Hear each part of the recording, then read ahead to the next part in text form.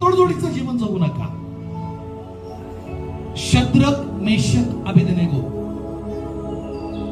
या तिघांना पकडलं, त्यांचे हात पाय बांधले आणि अग्नीच्या भट्टीजवळ आणून ठेवले. देवाच्या लोकांनो, विश्वासात आत्मिक जीवनात त्यांनी तडजोडपणा केला नाही.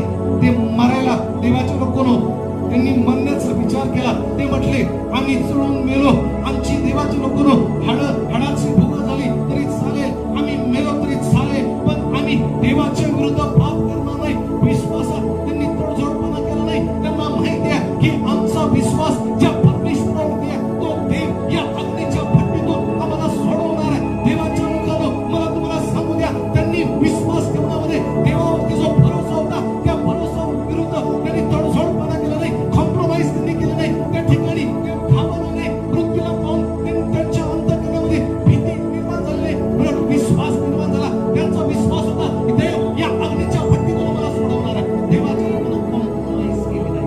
तडजोडपणा करू नका. संकट येतील, समस्या येतील, पण तडजोडपणा करू नका.